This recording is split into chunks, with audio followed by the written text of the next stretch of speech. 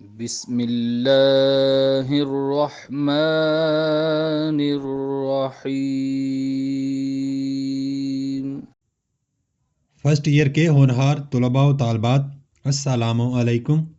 Urdu 11ویں class, سبق number 12، Pakistani زبانیں اور ان کا باہمی رشتہ۔ اس سبق کے مصنف ہیں ڈاکٹر ممتاز منگلوری، اور آج ہم اس سبق کا خلاصہ پڑھیں گے۔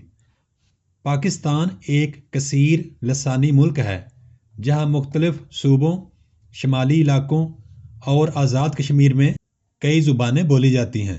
یہ تمام زبانیں اپنے بولنے والوں کے جذبات، احساسات، روایات، طرز زندگی اور ثقافتی اقدار کی نمائندہ ہیں۔ ان زبانوں میں لوک اور تحریری ادب کا وافر ذخیرہ موجود ہے جو مجموعی طور پر پاکستانی تہذیب کے خد و خال واضح کرتا ہے۔ بظاہر یہ زبانیں اپنے مخصوص علاقوں کی وجہ سے ایک دوسرے سے مختلف دکھائی دیتی ہیں، مگر ان کے درمیان گہرے تاریخی، تہذیبی اور روحانی رشتے قائم ہیں۔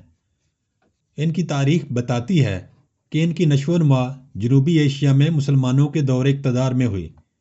اسلامی اثرات نے ان کے ذخیرہ الفاظ، محاورات، ضرب الامثال اور ادبی روایت کو نہایت متاثر کیا، اور ان پر اسلامی تہذیبی تشخص کے گہرے نقوش ثبت ہوئے۔ ان زبانوں کے شعری اور نثری سرمایے نے صوفیاء کرام کے فیوز و برکات کے زیر سایہ پرورش پائی، جس کے نتیجے میں اخوت، مساوات، جذبہ غیرت، انسانی ہمدردی اور باہمی محبت جیسے اعلیٰ اقدار کو فروغ ملا۔ اسی ادب میں مسلم مجاہدین کی جد و جہد کی بازگشت بھی سنائی دیتی ہے، جن کے ذریعے بر صغیر میں اسلام کی روشنی پھیلی۔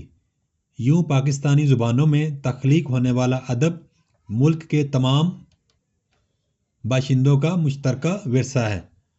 پاکستان میں بولی جانے والی بڑی زبانوں میں پشتو، پنجابی، سندھی، بلوچی، ہندکو، سرائکی اور کشمیری شامل ہیں۔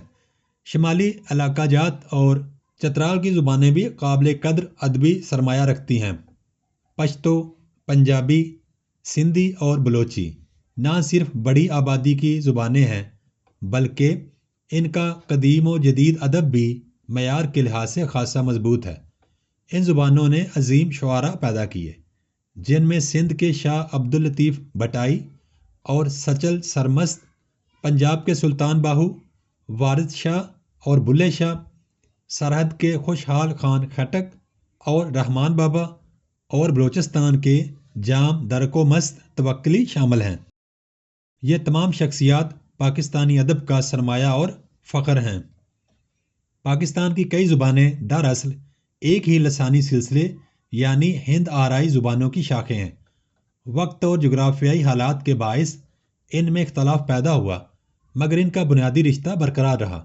مسلمانوں کی آمد کے بعد ان میں لسانی وسعت پیدا ہوئی، اور اسلامی افکار نے ان کے مزاج میں نمایاں تبدیلیاں پیدا کیں۔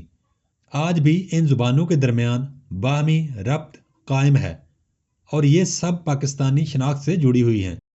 علاقائی شناختیں اپنی جگہ، لیکن سب سے مضبوط رشتہ پاکستانی ہونے کا ہے، جو تمام لسانی فرق سے بالاتر ہے۔